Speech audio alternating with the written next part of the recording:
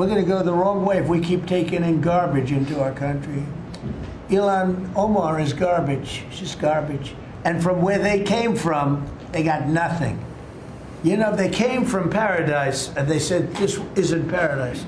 But when they come from hell, and they complain and do nothing but bitch, we don't want them in our country. Let them go back to where they came from and fix it. We have heard of agents pushing people because they look Latino or Somali, forcing them into car accidents where they smash windows, cut seatbelts, carry people away. Trump claims Operation Metro Surge is about targeting criminals. The reality is even more disturbing.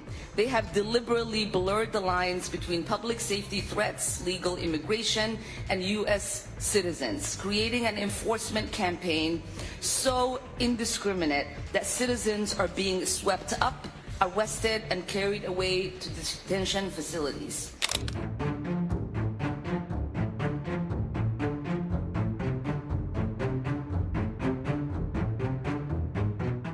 U.S. President Donald Trump has reignited political tensions by targeting Congresswoman Ilhan Omar over a long-running welfare fraud case in Minnesota. In a Truth Social post on January 19th, Trump said Omar should be jailed or sent back to Somalia, escalating his attacks on Somali Americans. Trump claimed that nearly $19 billion was stolen through fraud in Minnesota and alleged Omar knew everything about the scheme.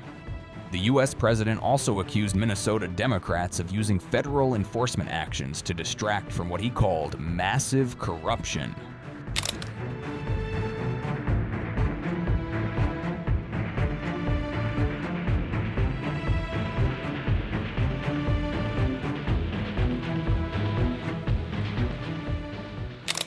The fraud allegations date back to 2020 and involve nonprofit groups administering state childcare programs with federal funding. Federal prosecutors say the nonprofits exploited pandemic-era aid programs meant to feed children during school closures. Trump repeatedly targeted Somali immigrants in the United States, specifically in Minnesota, using derogatory language and highlighting their ethnic background in connection with fraud investigations. He has also accused Minnesota Governor Tim Walz and Representative Omar of ignoring the issue to shield political allies. Federal agents conducting immigration operations in Minneapolis and St. Paul have faced protests and harassment. The Trump administration claims those operations target violent criminals, not law-abiding residents. Governor Walz and Minneapolis Mayor Jacob Frey deny interfering with law enforcement efforts. They have accused the Trump administration of political retribution through aggressive immigration enforcement. Representative Ilhan Omar accused agents of disappearing citizens and permanent residents during a field hearing at the Minnesota Senate building. While Representative Pramila Jayapal demanded strict guardrails like bans on masks, mandatory body cameras and name tags, and arrests only with judicial warrants, rejecting claims that ICE is focused solely on the worst of the worst. Thank you all for being here today. I want to thank Congresswoman Pramila Jayapal for co-hosting this field hearing to raise the alarm about Donald Trump's unlawful, aggressive, and authoritarian actions in the Twin Cities.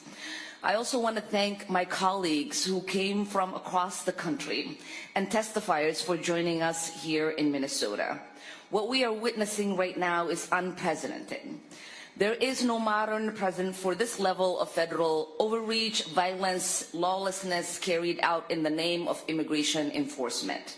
This is not routine enforcement. This is not about public safety. This is not even about immigration. This is about political retribution. The president said it himself this week. It is increasingly clear that the entire purpose of these actions is to provoke chaos and fear in order to justify invoking the Insurrection Act and expand the president's ability to rain terror upon American cities who do not vote for him. That is the context in which Renee Nicole Good occurred.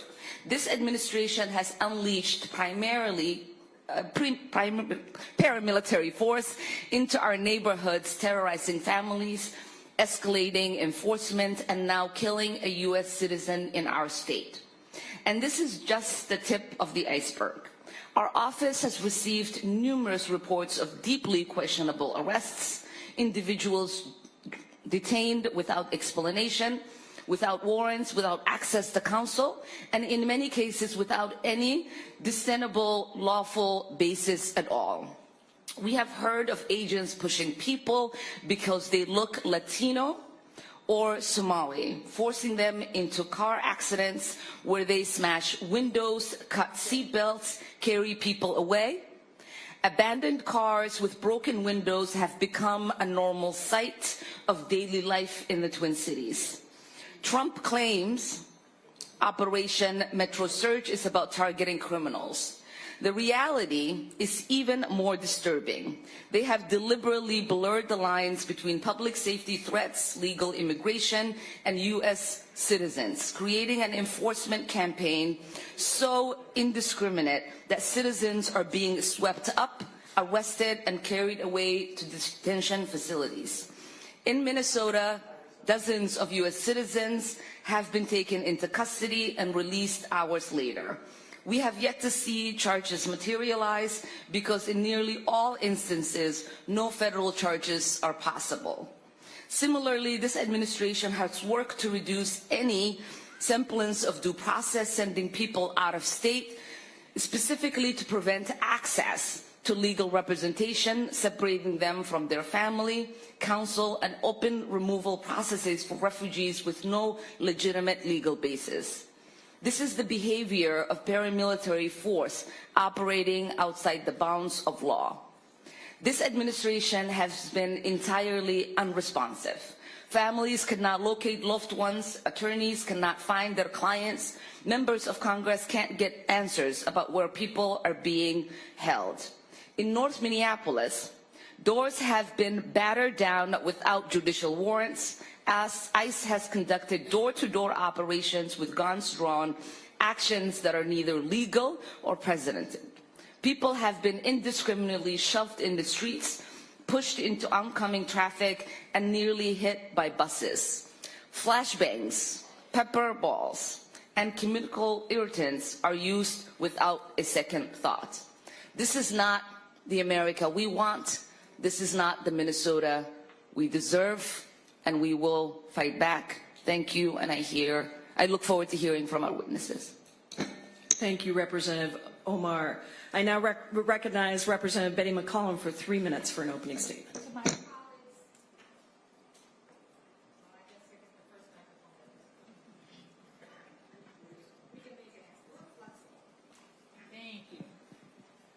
To my colleagues, I want to give you all a very warm welcome here to Minnesota.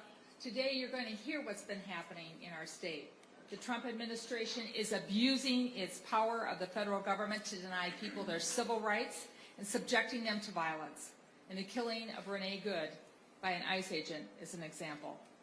Minnesotans are being racially profiled on a mass level. We are being assaulted in our streets.